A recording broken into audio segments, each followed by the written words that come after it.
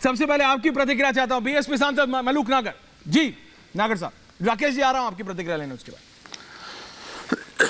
जी नागर साहब, देखिए, हम हमेशा देश हित और जनहित को सोच करके बात करते हैं और पार्टी पॉलिटिक्स से ऊपर देश को ध्यान में रख करके बात करते हैं। जहाँ तक इस बजट की बात है, कुछ बातें इस बजट में अच्छी भी हैं और कुछ जो और अच्छी की जा सकती थी वो भी हैं। जैसे 5 लाख से बढ़ा करके स्लैब को 7 लाख किया गया और 7 लाख से ऊपर 3 लाख तक इतना, फिर 5 लाख से 10 लाख तक इतना, फिर 10 लाख से 15 लाख तक इतना, बहुत कम। तो उठा के 22 लाख तक थोड़ा सा टैक्स देना पड़ेगा।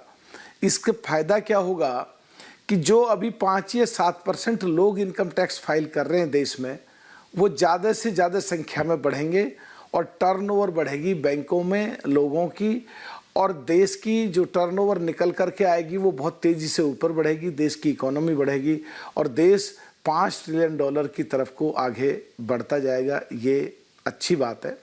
और दूसरा, जो गांव देहात की तरफ पर्यटन विभाग को लेकर के गए हैं और ख़ास करके देश के बॉर्डर के जो गांव हैं उनकी तरफ पर्यटन विभाग को बढ़ावा दिया जाएगा और जो लोग कुछ बाहर जाते थे घूमने वो देश के अंदर ही बॉर्डर की तरफ जाएंगे और विदेश के लोग भी बॉर्डर की तरफ जाएंगे।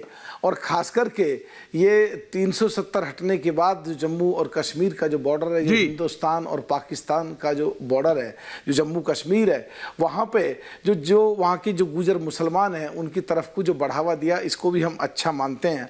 लेकिन पार्लियामेंट में कई बार मैंने ये मुद्दे उठाए 370 जम्मू कश्मीर से लेकर के कि वहाँ की जो बाउंड्री लाइन है, जो वहाँ के लोग जो गुजर बकरवाल हैं, जो लड़ते हैं मरते हैं फ़ौज की तरह काम करते हैं, SEZ बना करके उनको और कुछ सुविधा वहाँ दी जाती तो उनको लगता हम देश के लिए मरते और मिटते हैं। हमारी तरफ सरकार ने ज़्यादा सोचा और देखा है और हम बगैर तनख्वाह के जैसे लोगों वालों के लिए काम करते हैं तो और बेहतर हो सकता था।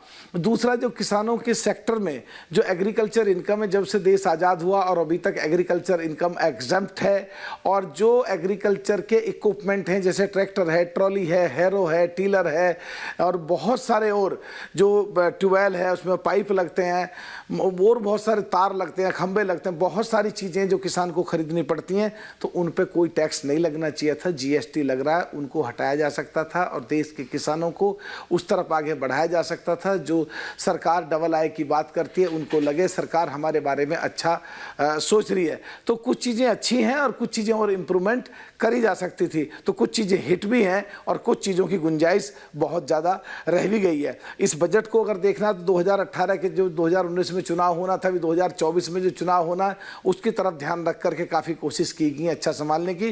नहीं तो 40 लाख करोड़ का खर्चा है और कमाई सिर्फ 22 लाख करोड़ और 80,000 की केवल कमाई है, तो काफ़ी गैप है बीच में। फिर भी कोशिश की गई है कि सारे सेक्टरों का तालमेल बैठा के एक अच्छा सा बजट हो। और जब माननीय अपने वित्त मंत्री जी बजट भाषण पढ़ रही थी तो शेयर मार्केट में उछाल आया और फिर बिल्कुल दोपहर बाद नीचे गया, फिर थोड़ा सा ऊपर उठा है। तो वो भी यही कहता है कि कुछ चीजें अच्छी थी जो पढ़ी जा रही थी और बाद में विश्लेषण हुआ तो कुछ चीजें और इम्प्रूव करी जा सकती थी।